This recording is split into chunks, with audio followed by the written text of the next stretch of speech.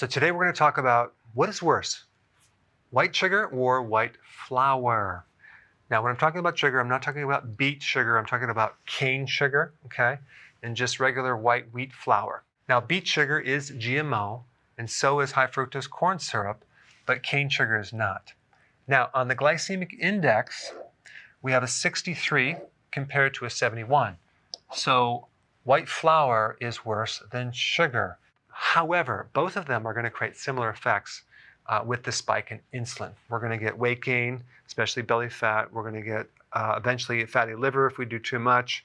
The complications of a pre-diabetic, insulin resistance, and eventually diabetes, high cholesterol, and the list goes on and on and on. The thing with white sugar is they don't use bleach, okay? But they do use bleach in the flour. So what they're going to do with the sugar is they're going to take sugar cane and they're going to take out the vitamins and the minerals. They're going to take that in a separate thing, and that's called molasses.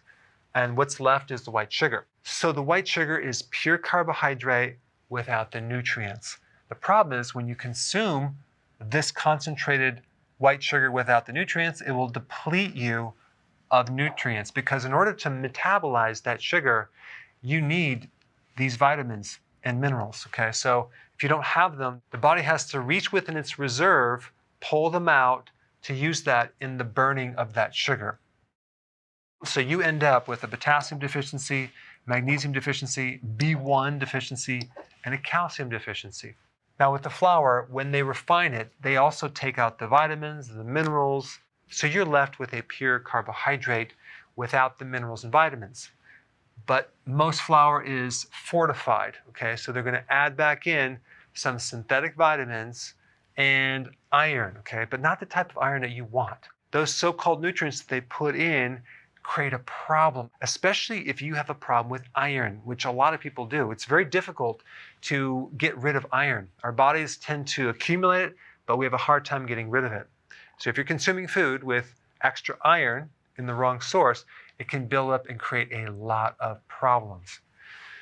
Now, with the flour, they use dough conditioners to make the dough really easy to turn into bread and pastries and things like that. Then they use a bleaching agent called benzoyl peroxide, okay, which, by the way, will combine with certain proteins in the wheat, like gluten, and make this thing called alloxin. Now, alloxin is what they use in experiments with rats. When you feed these rodents alloxin, it kills off the cells of the pancreas that make insulin, and they become a diabetic type 1, okay?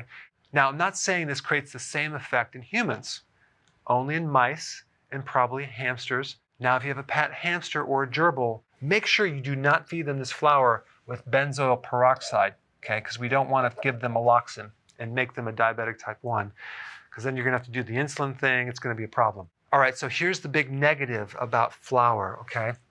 Potassium bromate.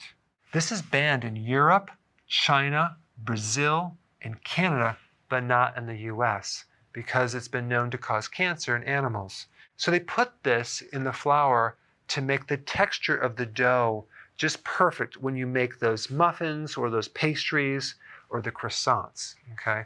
But it comes with a package. And let's not forget the gluten, okay? So many people have a problem with gluten. It can actually trigger an autoimmune disease and create a lot of inflammation in your gut. So as you can see, if we compare these two, there's a lot more problems with this than that. Thanks for watching. Hey, if you're liking this content, please subscribe now, and I will actually keep you updated on future videos.